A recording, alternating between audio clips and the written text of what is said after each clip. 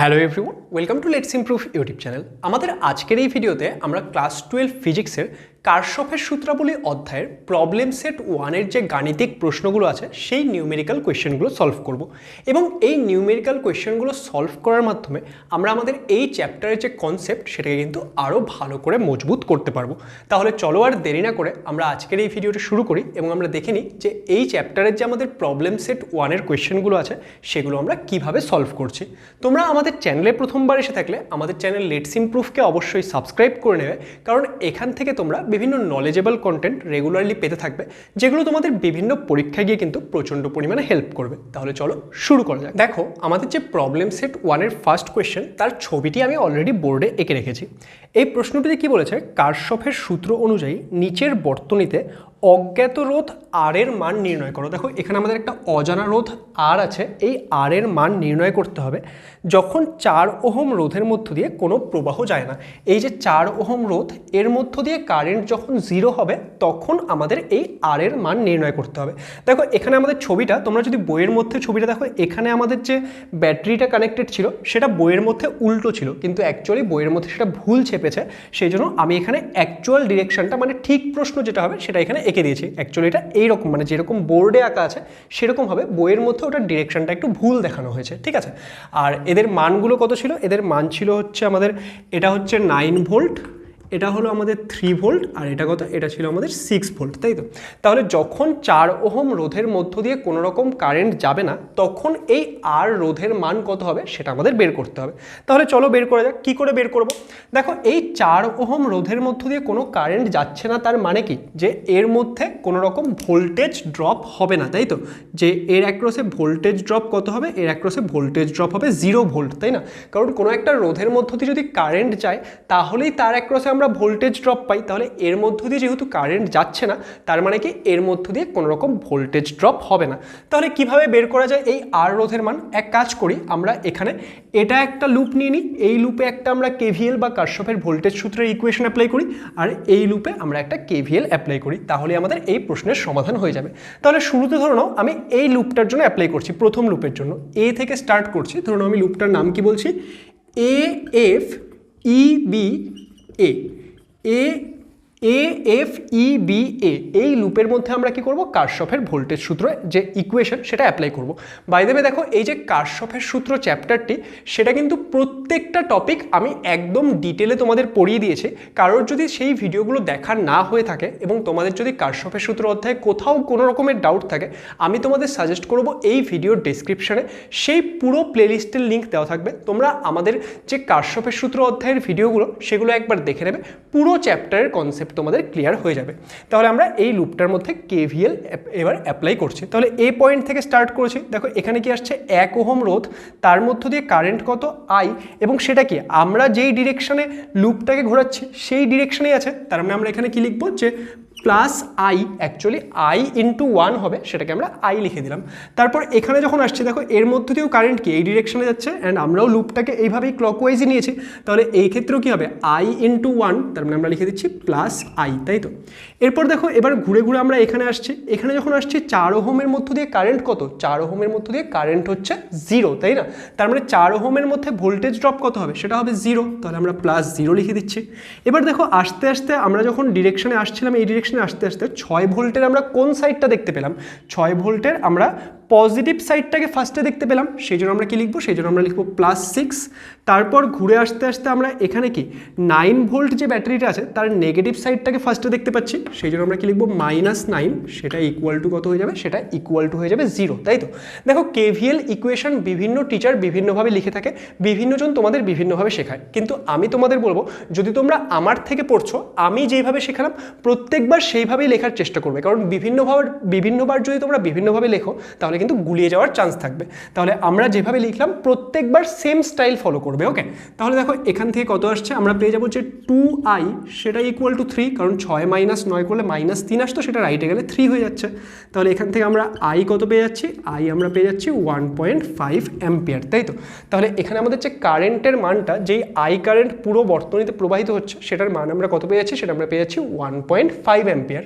তাহলে 1.5 অ্যাম্পিয়ার যদি আমরা এখানে কারেন্ট পাই, তাহলে দেখো দেখো এই ক্ষেত্রে এবার আমরা এই সেকেন্ড লুপের মধ্যে কেভিএল অ্যাপ্লাই করি। তাহলে সেকেন্ড লুপের নাম কি, ধরো আমরা বি বিন্দু থেকে স্টার্ট করছি, তাহলে আমরা কি নাম দেব, বিই, তারপর হচ্ছে আমাদের ডিসিবি, তাই তো, ডিসিবি। দেখো কেউ যদি সিতে এসে শেষ করে দিল তাহলে কিন্তু হবে না, কারণ আমাদের কমপ্লিট লুপ করতে হবে, তাই না। তুমি যদি বিই ডিসি গেলে বিতে না আসলে তাহলে তো লুপ কমপ্লিট হচ্ছে না, সেই জন্য বি থেকে স্টার্ট হলে আবার কিন্তু বিতে এসেই শেষ হবে। তাহলে এখানে আমরা কেভিএল ইকুয়েশন লিখবো। বি থেকে স্টার্ট করেছি, দেখো আমরা ক্লকওয়াইজ ডিরেকশনে যাচ্ছি, তাহলে এই ব্যাটারির কি নেগেটিভ টার্মিনালটা দেখতে পেলাম, তাহলে আমরা -6 লিখছি। তারপর এখানে এসে 4 ওহম রোধের মধ্যে ভোল্টেজ ড্রপ কত, সেটা তো 0, কারণ এর মধ্যে কোনো কারেন্টই নেই, তাহলে 0 লিখে দিচ্ছে। তারপর ঘুরে আসতে আসতে এখানে কি পাচ্ছি, আর রোধ, তার মধ্যে দিয়ে আই কারেন্ট যাচ্ছে, সেটা কি আমাদের ডিরেকশনেই যাচ্ছে, তাহলে আমরা কি লিখবো, তাহলে আমরা লিখবো +IR। তারপর দেখো ঘুরে আসতে আসতে ব্যাটারির কোন টার্মিনাল দেখতে পেলাম, পজিটিভ টার্মিনাল দেখতে পেলাম, তাহলে +3, সেটা ইকুয়াল টু কত, সেটা ইকুয়াল টু হচ্ছে 0, তাই তো। তাহলে এখানে এক কাজ করো, এখানে আমাদের কত থাকছে যে IR সেটা ইকুয়াল টু দেখো -6 + 3, তার মানে লেফটে থাকবে -3, সেটা রাইটে গেলে কত হয়ে যাবে, সেটা রাইটে গেলে হয়ে যাবে +3, তাই তো। আর এখানে আমাদের তাহলে আর সেটা ইকুয়াল টু কত আসবে, 3/I, আই এর মান কত 1.5, তাহলে 1.5 বসিয়ে দাও, তাহলে কত এসে যাচ্ছে 2 ওহম। তাহলে এই যখন 4 ওহম রোধের মধ্যে দিয়ে কোনো রকম কারেন্ট যাচ্ছে না, তখন এই অজ্ঞাত রোধ আর এর মান কত হচ্ছে, তাহলে সেটা হয়ে যাচ্ছে 2 ওহম। ওকে, তাহলে আমাদের যে ফার্স্ট কোয়েশ্চেন সেটা আমরা কমপ্লিট করে নিলাম। এই কোয়েশ্চেনটির মধ্যে আরেকটা কোয়েশ্চেনও বলেছে, দেখো বলেছে এ এবং বি বিন্দুর মধ্যে বিভব প্রভেদ কত হবে। দেখো এ বিন্দু কোথায় আছে, এখানে, আর বি বিন্দু কত আছে, এখানে, তাহলে এদের মধ্যে বিভব প্রভেদ কত হবে। দেখো এটা তো দেখেই উত্তর বলা যাবে, এ এবং বি বিন্দুর মধ্যে দেখো একটা 9 ভোল্টের ব্যাটারি কানেক্টেড আছে, তাই না। এ এবং বি বিন্দুর মধ্যে আমাদের একটা 9 ভোল্টের কোষ যুক্ত অবস্থায় আছে। তাহলে একটা কোষ কি করে, যখন আমরা একটা কোষকে ধরে নাও দুটো বিন্দুর মধ্যে আমরা একটা কোষ যুক্ত করেছি, তার মান ধরে নাও 5 ভোল্ট এক্সাম্পল, তাহলে সে কি করবে, এই দুটো বিন্দুর মধ্যে 5 ভোল্টের বিভব পার্থক্য বজায় রাখবে। যে এই বিন্দুর যদি বিভব 0 হয় এখানে কত হবে, 5 হবে, এখানে যদি 10 হয় এখানে 15 হবে, এখানে যদি x হয় এখানে x+5 হবে। তার মানে যত মানের কোষ যুক্ত থাকবে সে কি করবে, তত একটা বিভব প্রভেদ বজায় রাখবে। তাহলে এখানে 9 ভোল্টের একটা কোষ যুক্ত আছে, তার মানে এখানে দেখেই কি উত্তর বলা যাবে, এ এবং বি বিন্দুর মধ্যে যে বিভবের পার্থক্য হবে সেটা 9 ভোল্ট আসবে। তোমাদের বইয়ের মধ্যে এটার উত্তর 3 ভোল্ট দেওয়া আছে, তাহলে বইয়ের উত্তরটা ভুল আছে। ওকে, কারণ এখানে আমরা দেখেই বুঝতে পারছি যে এটা 9 ভোল্ট হবে, এটা কোনো হিসাবের প্রয়োজনই নেই। তাহলে আমাদের যে ফার্স্ট কোয়েশ্চেন সেটা আই হোপ সবার কাছে ক্লিয়ার। এবার চলো আমরা আমাদের সেকেন্ড কোয়েশ্চেন দেখে নিই। এবার তাহলে আমরা আমাদের যে কোয়েশ্চেন নাম্বার 2 আছে সেটা সলভ করব। এই কোয়েশ্চেন নাম্বার 2 এর যে বর্তনীর ছবিটি সেটা আমি অলরেডি এঁকে রেখেছি। কোয়েশ্চেনটিতে কি বলেছে দেখো, বলেছে কারশফের সূত্রের সাহায্যে চিত্রে প্রদর্শিত বর্তনীতে I1, I2, I3 প্রবাহের মান নির্ণয় করো। দেখো এই ছবিটার মধ্যে 3টে কারেন্টের দেখানো আছে, একটা হচ্ছে I1, একটা হচ্ছে I2 আর একটা হচ্ছে I3। এই কারেন্টগুলোর মান কত হবে সেটা আমাদের বের করতে বলেছে। তাহলে চলো বের করা যাক। তাহলে কি করে বের করব, দেখো আমরা এই ছবিটির আগে একটা নামকরণ করে দিই, ঠিক আছে। আমি এখান থেকে নাম দেওয়া স্টার্ট করছি, ধরে নাও A, B, C, D, E, F। ওকে, আমি বিন্দুগুলোর এক একটা নাম দিয়ে দিলাম। এবার আমরা যদি বি বিন্দুতে কারশফের কারেন্ট সূত্র বা কারশফের কারেন্ট ল অ্যাপ্লাই করতে চাই, তাহলে দেখো কি হচ্ছে, এই যে I2 কারেন্ট সেটা এভাবে যাচ্ছে, এখান দিয়ে গিয়ে কি এভাবে, তার মানে বি বিন্দুতে I2 কারেন্টটা এন্টার করবে। একই রকমভাবে I1 কারেন্ট এভাবে গিয়ে সেটাও কি করবে, সেটাও আমাদের বি বিন্দুতে এন্টার করবে। আর I3 কারেন্ট সেটা কি হচ্ছে দেখো, বি বিন্দু থেকে বেরিয়ে যাচ্ছে, তাই না। তাহলে বি বিন্দুতে আমরা যদি KCL অ্যাপ্লাই করি, তাহলে আমরা যদি KCL অ্যাপ্লাই করি কোন বিন্দুতে, বি বিন্দুতে, তাহলে আমরা কি লিখতে পারবো যে I1 প্লাস I2 এই দুটো হচ্ছে এন্টারিং কারেন্ট, সেটা কি হবে, সেটা আমাদের বেরিয়ে যাচ্ছে যেই কারেন্টটা বা যেই কারেন্টটা লিভ করছে, লিভিং কারেন্ট, তার সাথে সমান হবে। তাহলে I1 প্লাস I2 সেটা ইকুয়াল টু আমরা কত পেয়ে যাবো, সেটা আমরা পেয়ে যাবো I3, তাই তো। তাহলে এটা আমরা কারশফের কারেন্ট সূত্র অ্যাপ্লাই করে এখান থেকে পেয়ে গেলাম। এবার এটা আমরা এখান থেকে পেয়ে গেলে আমরা এক কাজ করি, এবার এখানে আমরা দুটো লুপ দেখতে পাচ্ছি, সেই লুপগুলোর মধ্যে আমরা কারশফের যে ভোল্টেজ সূত্র সেটা অ্যাপ্লাই করছি। ধরো এই একটা লুপ নিচ্ছি, এটাকে আমরা লুপ 1 বলছি, ঠিক আছে, এটাকে আমরা লুপ 1 বলছি, আর এটাকে আমরা লুপ 2 বলছি। এই দুটো লুপে আমরা KVL অ্যাপ্লাই করবো, আর দুটোতেই আমরা কি ক্লকওয়াইজ ডিরেকশনে KVL লিখছি, ঠিক আছে।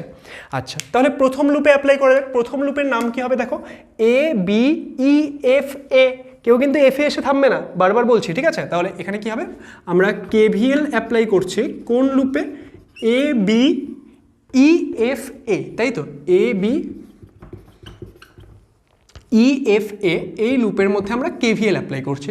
তাহলে KVL অ্যাপ্লাই করলে কী হবে দেখো, এখান থেকে স্টার্ট করছি, এখান থেকে আস্তে আস্তে ফার্স্টে আমরা এই 2 ওহম রোধটা পেলাম, 2 ওহম রোধের মধ্যে দিয়ে কত কারেন্ট যাচ্ছে I3, তাহলে এখানে আমরা কি লিখবো 2I3, কারণ আমরা যেই ডিরেকশনে যাচ্ছি কারেন্টও সেই ডিরেকশনেই যাচ্ছে।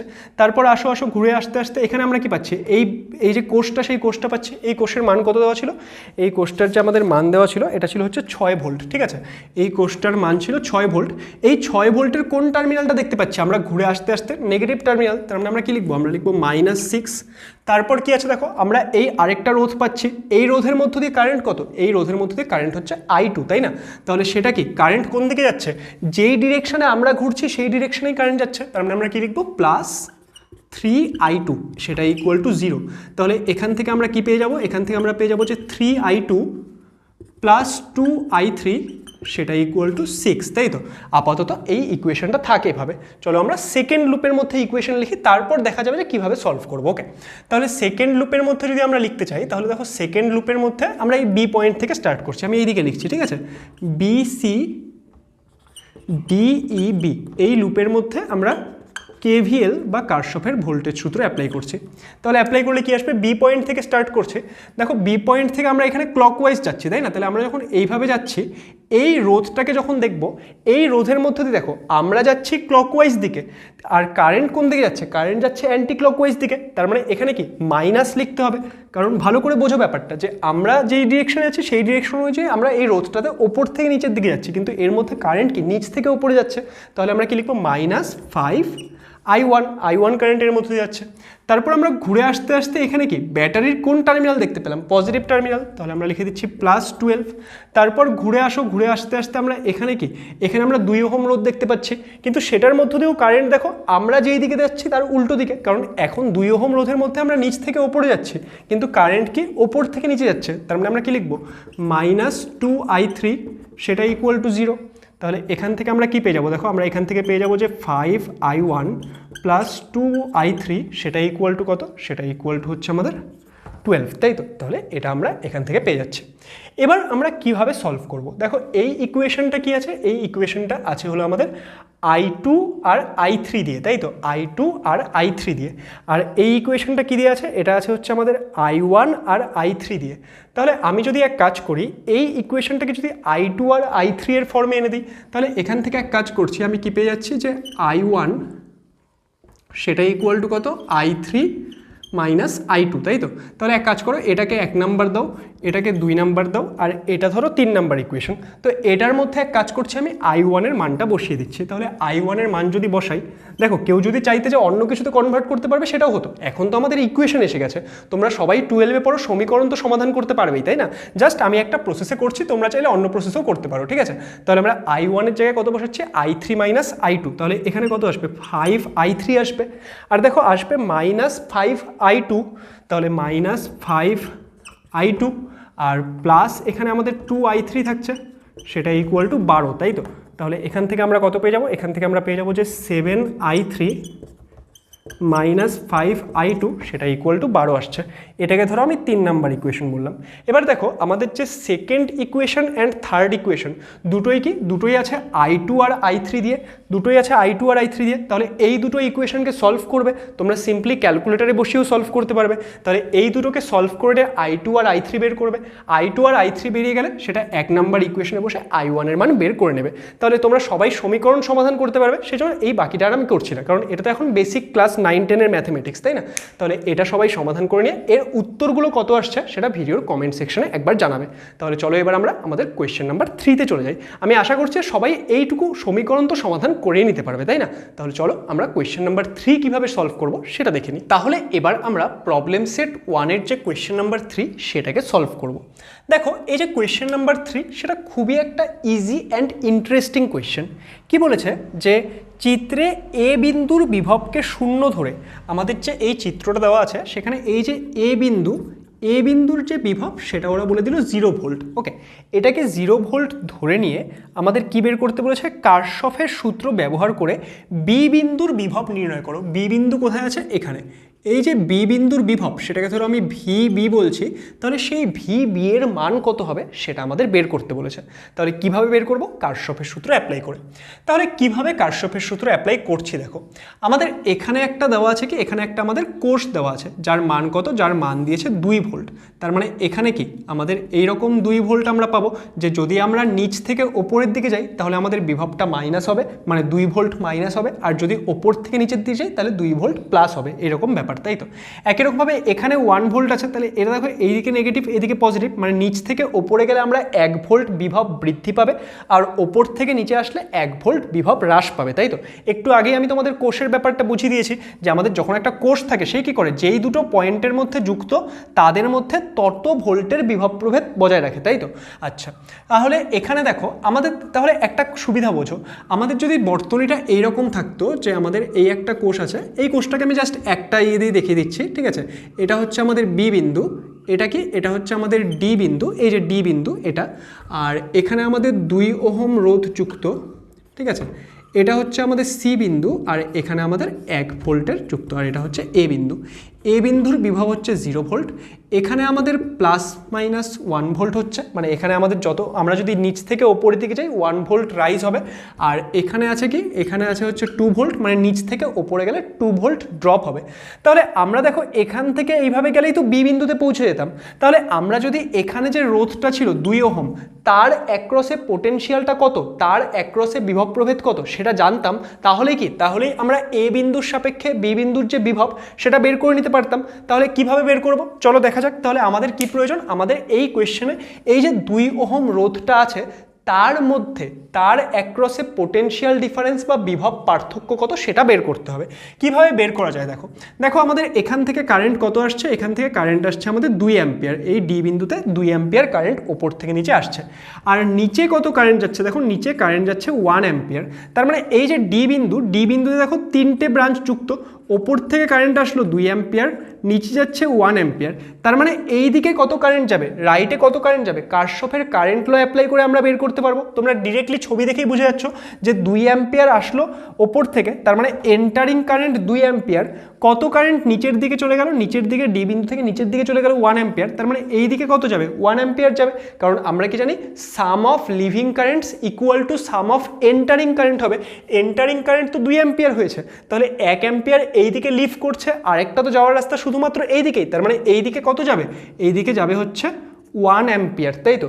তাহলে 1 অ্যাম্পিয়ার যদি এই দিকে যায়, তাহলে দেখো রোধের মধ্যে আমরা সবসময় কি জানি, যেই দিক থেকে কারেন্ট যাচ্ছে, সাপোজ ধরো এই একটা রোধ আছে, রোধের মধ্যে যেই দিক থেকে কারেন্ট যাচ্ছে সেই দিকে প্লাস হবে, আর যেই দিক থেকে বেরিয়ে যাচ্ছে সেদিকে মাইনাস হবে, কারণ আমরা রোধে কি জানি সবসময় ভোল্টেজ ড্রপ হয়, বিভব পতন হয়, তাই তো। সবসময় উচ্চ বিভব থেকে নিম্ন বিভব থেকে কারেন্ট যায়। তার মানে 2 ওহমে যদি 1 অ্যাম্পিয়ার কারেন্ট এদিকে যায়, তার মানে 2 ওহমের মধ্যে বিভবটা আমরা কীরকম পাবো, এরকম 2 ভোল্ট পাবো, কারণ 2 ওহম রোধ তার মধ্যে 1 অ্যাম্পিয়ার কারেন্ট। তাহলে ওহমের সূত্র বিভব পতন কত হবে, 2 × 1 মানে 2 ভোল্ট আসবে, এবং সেটার যে পোলারিটি বা সেটার ডিরেকশনটা কীরকম হবে সেটা আমি দেখিয়ে দিলাম। তাহলে এখানে দেখো কি হচ্ছে, এখানে তার মানে প্লাস মাইনাস 2 ভোল্ট আসবে, প্লাস মাইনাস 2 ভোল্ট, প্লাস মাইনাসটাও ওপরেই লিখে দিই তাহলে সুবিধা হবে, প্লাস মাইনাস 2 ভোল্ট। এবার দেখো আমাদের কি বের করতে বলেছে, বি বিন্দুর বিভব বের করতে বলেছে। কার সাপেক্ষে বি বিন্দুর আমাদের কি বললো যে কারশফের সূত্র এ বিন্দুর বিভবকে 0 ধরে নিয়ে বি বিন্দুর বিভব নির্ণয় করো। তাহলে এ বিন্দুর বিভবটাকে 0 ধরে আমাদের বি বিন্দুর বিভব নির্ণয় করতে হবে। তাহলে কি করে বের করছি, ধরে নাও এ বিন্দুর যে বিভব সেটাকে আমি ভি এ বলছি, ভি এ প্লাস এখান থেকে এখানে যখন যাচ্ছি 1 ভোল্ট রাইজ হচ্ছে, তাই না, তাহলে +1। তারপর এই দিক থেকে যখন এইদিকে আসছে তখন নেগেটিভ টু পজিটিভের দিকে গেলাম, তার মানে 2 ভোল্ট রাইজ হচ্ছে, তার মানে +2। আর এখান থেকে যখন এখানে যাচ্ছি প্লাস থেকে মাইনাস হচ্ছে, তার মানে কি 2 ভোল্ট ড্রপ হচ্ছে, সেটা ইকুয়াল টু করলে কি আমরা বি বিন্দুতে পৌঁছে যাচ্ছি, তার মানে সেটা ইকুয়াল টু ভিবি হয়ে যাবে। তাহলে এখান থেকে আমরা ভিবি কত পেয়ে যাবো, দেখো +2 -2 তো কেটে গেল, ভিএ +0, এবার সরি ভিএ +1, এবার ভি এর মান কত সেটা তো 0, 0 + 1 করলে এটা এসে যাচ্ছে 1 ভোল্ট। তাহলে আমাদের যে বি বিন্দুর বিভব সেটা আমরা কত পেয়ে গেলাম, সেটা আমরা পেয়ে গেলাম 1 ভোল্ট। আই হোপ এই কোয়েশ্চেনের সলিউশনটা সেটা তোমরা বুঝতে পারলে। যদি সলিউশনটা বুঝতে পারো অবশ্যই সেটা কমেন্ট সেকশনে জানাবে। এবার চলো আমরা আমাদের যে পরের কোয়েশ্চেন তার সলিউশন কিভাবে হবে সেটা দেখে নিই। এবার চলো আমরা আমাদের যে 4 নাম্বার প্রশ্ন সেটা সমাধান করে নিই। 4 নাম্বার প্রশ্নটি কিসের থেকে দিয়েছে? সেটা দিয়েছে পোটেনশিওমিটার থেকে। দেখো কি বলেছে, চিত্র অনুযায়ী U1 এবং E2 তড়িৎচালকের দুটি কোষকে যুক্ত করা হলো। তাহলে আমাদের U1 এবং E2 তড়িৎচালক বল বিশিষ্ট দুটো কোষকে যুক্ত করা হয়েছে। আমি দুটো ছবি কেন এঁকেছি? কারণ দুটো কেস আছে, সেই জন্য আমি দুটো ছবি আগে থেকে এঁকে রেখেছি, ঠিক আছে?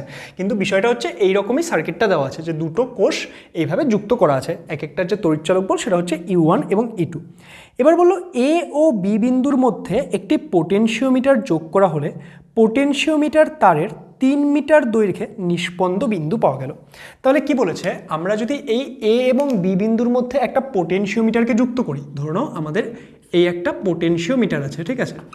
এই আমাদের একটা পোটেনশিওমিটার আছে, ঠিক আছে? এটা হচ্ছে পোটেনশিওমিটারের রোধ আমরা দেখাচ্ছি, ঠিক আছে? পোটেনশিওমিটারের সঙ্গে আমরা যখন এই ক্ষেত্রে পোটেনশিওমিটার দিয়ে তড়িৎচালক বল মাপি, তখন কি এই ক্ষেত্রে পোটেনশিওমিটারের একটা আমাদের জানা এক্ষেত্রে তড়িৎচালক বল থাকবে। সেটা সাপোজ ধরুন এখানে দেখানো আছে, সেটা কত? সেটা ধরো আমরা বলে দিচ্ছি ই হচ্ছে এর মান। এবার এই যে পোটেনশিওমিটার, সেটাকে আমরা কোন কোন বিন্দুর মধ্যে যুক্ত করেছি? আমরা যুক্ত করেছি এটাকে এ বিন্দু, এই এ বিন্দু এবং ধরে নাও আমাদের এই ক্ষেত্রে বি বিন্দুর মধ্যে যুক্ত করেছে।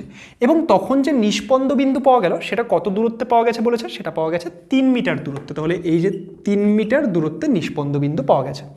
এবার একইভাবে আমরা যদি এক কাজ করি, এই যে এই পোটেনশিওমিটার বলেছে ওই একই পোটেনশিওমিটারকে এ এবং সি বিন্দুর মধ্যে যুক্ত করলে 1 মিটার দৈর্ঘ্যে নিষ্পন্দ বিন্দু পাওয়া গেল। তাহলে এই যে পোটেনশিওমিটার ছিল সেটাকেই ধরো আমি কি করলাম, আরে বারবার এইভাবে এঁকে দিচ্ছি কেন? পোটেনশিওমিটার যে ছিল সেটাকে আমি এবার এ এবং সি বিন্দুর মধ্যে যুক্ত করছি। পোটেনশিওমিটারটা একই আছে, ঠিক আছে? পোটেনশিওমিটারটা একই আছে, তার মানে এর যে আমাদের জানা তড়িৎচালক বলটা সেটাও আমাদের একই থাকবে, ই থাকবে, এবং এর রোধটাও একই থাকবে, তাই তো? তাহলে পোটেনশিওমিটারটা একই আছে, কিন্তু এটাকে যখন আমরা কোন কোন বিন্দুতে যুক্ত করেছি এ এবং সি বিন্দুর মধ্যে, এই এ বিন্দুর সঙ্গে যুক্ত করে দিলাম এবং সি বিন্দুর সঙ্গে যুক্ত করছি, তখন আমাদের যে নিষ্পন্দ বিন্দু পাওয়া গেছে সেটা পাওয়া গেছে 1 মিটার দূরত্বে। তাহলে এইটুকু 3 মিটার ছিল, তো তাহলে ধরুন 1 মিটার এই সব জায়গায় হবে, ঠিক আছে? তাহলে এ এবং সি বিন্দুর মধ্যে যখন যুক্ত করলাম তখন 1 মিটার ডিস্টেন্সে আমরা এই ক্ষেত্রে কি পাচ্ছি হচ্ছে নিষ্পন্দ বিন্দু। তাহলে বলেছে যে এই যে U1 এবং E2 আছে এদের অনুপাত কত সেটা বের করো। তাহলে কি করে বের করব? দেখো আমরা কি জানি, আমরা যখন একটা কোষের তড়িৎচালক বল মাপি পোটেনশিওমিটারের সাহায্যে, সেই ক্ষেত্রে কি হয়, এই দেখো এ এবং বি বিন্দুর মধ্যে যখন যুক্ত করেছে তখন কি শুধুমাত্র এই কোষটাই আসবে আমাদের ক্যালকুলেশনে, কারণ এ তো যুক্তই নয়, এ তো একটা সাইড ওপেন, তার মানে এ তো কোনো কন্ট্রিবিউশন করবেই না। তার মানে কে কন্ট্রিবিউশন করছে? U1। সেই U1 এর মান কত হয়ে যাবে? এখানে কতটুকু দৈর্ঘ্য আসছে? 3 মিটার। আর টোটালটার যে দৈর্ঘ্য, টোটালটার দৈর্ঘ্য ধরো ক্যাপিটাল এল বলছি। টোটালটার দৈর্ঘ্য কত? টোটালটার দৈর্ঘ্য হচ্ছে টোটাল পোটেনশিওমিটারের রোধের যে দৈর্ঘ্য সেটা আমরা ক্যাপিটাল এল বলছি। তাহলে U1 ইকুয়াল টু কত হয়? যতটুকু দৈর্ঘ্যে আমরা নিষ্পন্দ বিন্দু পেলাম, মানে এই ক্ষেত্রে সেটা 3 বাই টোটাল দৈর্ঘ্য কত? টোটাল দৈর্ঘ্য হচ্ছে এল ইন্টু কত? ইন্টু হচ্ছে আমাদের ক্যাপিটাল ই, তাই তো? তাহলে এটা আমরা এখান থেকে পাচ্ছি। আর কি পাবো? তাহলে এখান থেকে এক কাজ করি, এখান থেকে আমরা এই যে ই বাই এল যদি হিসাব করি, তাহলে দেখো 3টা এখানে U1 এর নিচে চলে যাবে, তাহলে ই বাই এল সেটা ইকুয়াল টু কত এসে যাচ্ছে? U1/3। এখানে ই ওপরে গুণ হয়ে গেল ই বাই এল, আর 3টা নিচে চলে আসছে, তাহলে ই বাই এল পাচ্ছি আমরা U1/3। একই রকমভাবে এখানে হিসাব করা যাক। এখানে হিসাব করলে দেখো কি হচ্ছে, এ এবং সি বিন্দুর মধ্যে যখন যুক্ত করেছি তখন কি U1 আর E2 দুটোই আসবে কনসিডারের মধ্যে, তাই তো?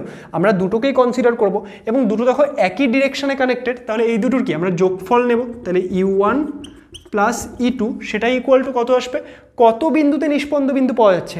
1 মিটার দূরত্বে, তাহলে 1/L ইন্টু কত হবে? ইন্টু হবে ই। তাহলে এখান থেকে আমরা কি পেয়ে যাচ্ছি? দেখো এখান থেকে আমরা পেয়ে যাচ্ছি যে U1 প্লাস E2 সেটা equal to E by L. তাহলে দেখো দুটো থেকেই আমরা ই বাই এল এর মান পাচ্ছি। এখান থেকে ই বাই এল পাচ্ছি আমরা U1/3 এবং এখানে U1 plus E2 equal to E by L পেলাম। তাহলে এখানে আমরা কি লিখতে পারি যে U1 প্লাস E2 সেটা equal to E by L এর জায়গায় কত লেখা যাবে? U1/3। তাহলে U1/3 লিখে দিচ্ছি। তাহলে এখান থেকে আমরা কত পাচ্ছি? দেখো এখান থেকে আমরা পেয়ে যাচ্ছি, যদি গুণ করে দিই তাহলে আমরা পেয়ে যাচ্ছি 3E1 প্লাস 3E2 সেটা ইকুয়াল টু কত আসছে? সেটা ইকুয়াল টু আসছে আমাদের E1। ওকে, তাহলে এখান থেকে আমাদের কি আসবে? এখান থেকে আমাদের এসে যাবে হলো যে এখান থেকে এই U1কে এদিকে নিয়ে আসো, তার মানে আমরা কত পাচ্ছি? আমরা পাচ্ছি 2U1 equal to minus 3E2। তাহলে এখান থেকে আমাদের যে U1/E2 আসবে সেটা কত আসবে? সেটা আসবে হচ্ছে -3/2। তাহলে এখান থেকে আমাদের যে E1:E2 সেটা কত হয়ে যাবে -3:2। তাহলে আমাদের E1/E1:E2 সেটা কত হয়ে যাচ্ছে, সেটা হয়ে যাচ্ছে আমাদের -3:2। ওকে, আমাদের উত্তর কত দেওয়া আছে, তোমাদের দেখো উত্তরটা একটু ভুল আছে, এটা -3:2 হবে। তার কারণ কি বলতো, যদি দুটো একই ডিরেকশানে থাকে আর যদি দুটোর মানই পজিটিভ হয়, মানে দুটোর মান যদি সেম হয়, তাহলে সেই ক্ষেত্রে কি, সেই ক্ষেত্রে তো এই আমাদের যে এই দৈর্ঘ্যটা সেটা বৃদ্ধি পাওয়া উচিত ছিল। কারণ আমরা কি জানি, আমাদের যে দেখো এই ক্ষেত্রে আমাদের যে ই হয়, মানে আমাদের অজ্ঞাত রোধ ই ড্যাশ, সেটা ইকুয়াল টু কত হয়, L/L ইন্টু ই। তার মানে ই ড্যাশের মান যত বাড়বে এল এর মান তত বৃদ্ধি পাওয়া উচিত। কিন্তু এই ক্ষেত্রে দেখো দুটো কোষকে যখন কনসিডার করলাম তখন তো আমাদের এই এল এর মান সেটা কমে গেল। তার মানে কি, স্বাভাবিকভাবে একটা পজিটিভ হলে আরেকটা নেগেটিভ হবে। যদি এটা এই ডিরেকশনে থাকে তার মানে আরেকটা উল্টো ডিরেকশনে অ্যাকচুয়ালি হওয়া উচিত, মানে ভ্যালুটা উল্টো হওয়া উচিত। সেই জন্য কি হচ্ছে, আমাদের যে অনুপাত সেখানে কিন্তু নেগেটিভ আসছে। বুঝতে পারলে? তাহলে তোমাদের যদি শুধুমাত্র অনুপাতের মান জানতে চাইলো সেটা আমরা 3:2 লিখতে পারি, কিন্তু আমাদের কি বলেছে, আমাদের অনুপাত নির্ণয় করতে বলেছে, সেটা কিন্তু অ্যাকচুয়ালি -3:2 হবে। তাহলে তোমাদের যে বইয়ের মধ্যে এই কোয়েশ্চেনটা সেটা কিন্তু মানে আনসারটা কিন্তু ভুল দেওয়া রয়েছে। ঠিক আছে, তাহলে আই হোপ যে এই 4 নাম্বার কোয়েশ্চেন সেটা তোমরা বুঝতে পারলে। আর এখানে মাইনাস কেন আসছে সেটাও আই হোপ সবার কাছে ক্লিয়ার। ওকে, বুঝে গেছো? তাহলে আমাদের যে আজকের এই ভিডিও সেখানে আমরা প্রবলেম সেট 1-এর 4 নাম্বার অবধি কোয়েশ্চেন সলভ করলাম। আমাদের নেক্সট ভিডিওতে আমরা এর পরবর্তী কোয়েশ্চেনগুলো সেগুলো সলভ করব। আজকের এখানে কোনো রকম ডাউট থাকলে সেটা তোমরা ভিডিওর কমেন্ট সেকশনে জিজ্ঞেস করতে পারো, আমি চেষ্টা করব সবাইকে রিপ্লাই করে দেওয়ার। আর ভিডিওটি ভালো লাগলে সেটাকে অবশ্যই লাইক করে দেবে এবং আমাদের পরবর্তী ভিডিওগুলো দেখার জন্য আমাদের চ্যানেল লেটস ইমপ্রুভকে অবশ্যই সাবস্ক্রাইব করবে। Thank you for watching.